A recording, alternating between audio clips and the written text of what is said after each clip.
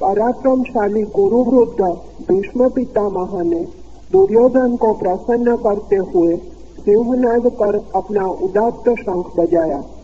सेनापति के शंख फूंकने के अनंतर शंख, नगारे, पखवाज, ढोल आदि भांति भांति के बाजे सहसा बजाए गए। वह शब्द वीरों के हृदयों का कंपाने वाला हुआ। तदनंतर सफेद घोड़ों से युक्त विशाल रथ पर बैठे हुए माधव, भगवान श्री कृष्ण और पांडव अर्जुन ने दिव्य शंख बजाए।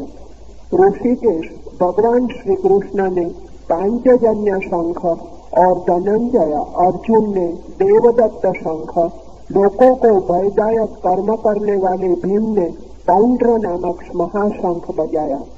कुंती पुत्र राजा युधिष्ठिर ने अनंत विजय नामक का शंख, नकुल और सहदेव ने सुघोष और मणिपुष्पक नाम के शंख बजाए। भीष्म के गगनभेदी शंखनाद की प्रतिशब्द में कृष्ण शंखनाद करते हैं, तो क्या उनका शंख ध्वनि एक्शन के बजाय रिएक्शन, प्रत्याघाती कहा जा सकता है? भगवत गीता के प्रथम इस अध्याय में कृष्ण का पांचजन्य शंख या अर्जुन का देवदत्त का बजाना ये उद्घोषणा के बजाय कोई और तात्पर्य रखता है। कृष्ण का शंखनाद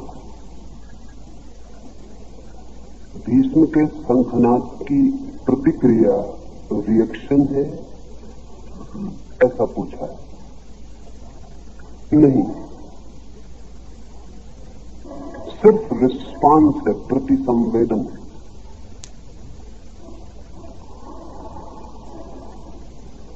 और शंखनाद से केवल प्रति उत्तर है, युद्ध का नहीं।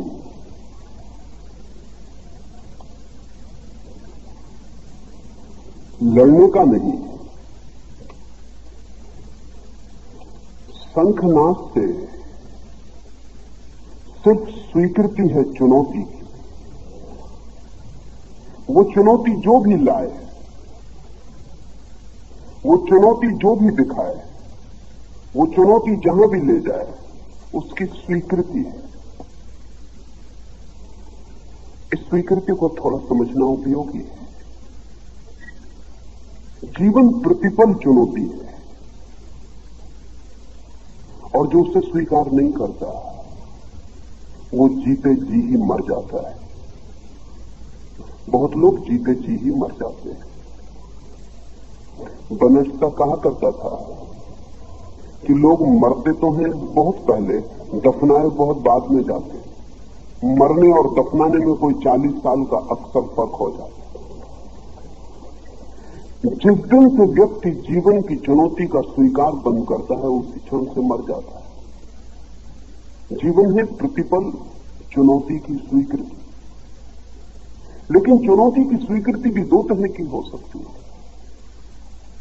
चुनौती की स्वीकृति भी क्रोधजन्य हो सकती है और तब प्रतिक्रिया हो जाती है, रिएक्शन हो जाती है।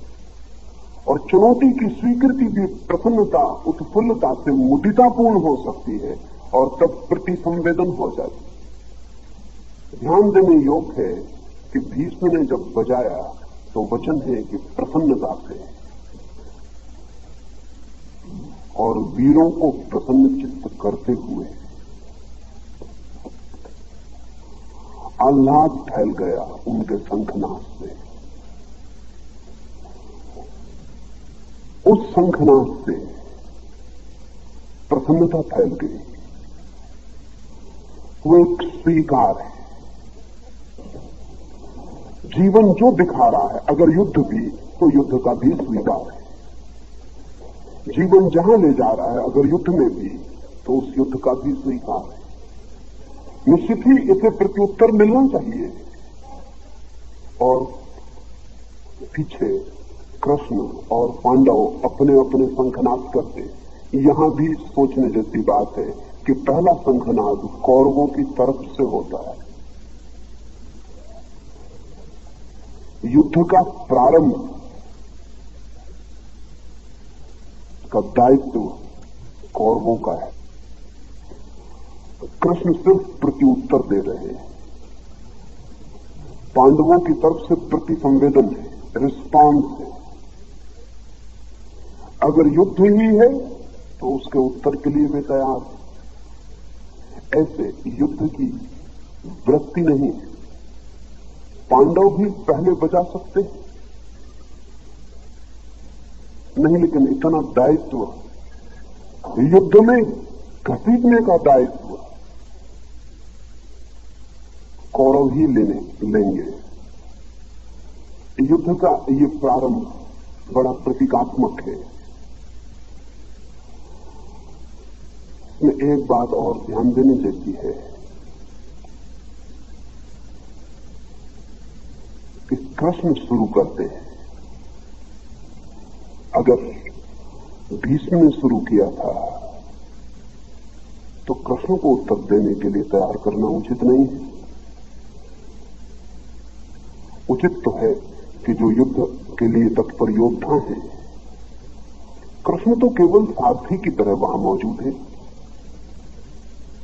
वे योद्धा भी नहीं है, वे युद्ध करने भी नहीं आए, लड़ने की कोई बात ही नहीं है। पांडवों की तरफ जो सेनापति है उसे शंखनाद करके उत्तर देना चाहिए, लेकिन नहीं।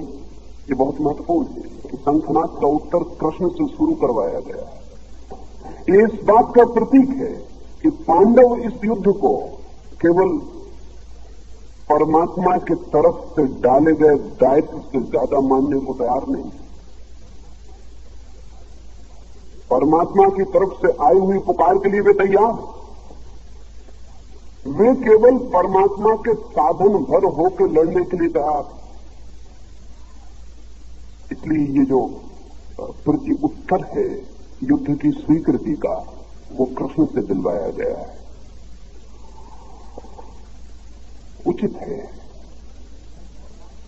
उचित है।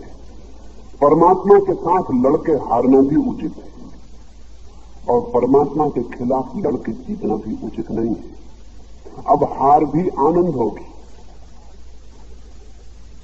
अब हार भी आनंद हो सकती है, क्योंकि ये लड़ाई अब कौरवों की अपनी नहीं, अगर है तो परमात्मा की,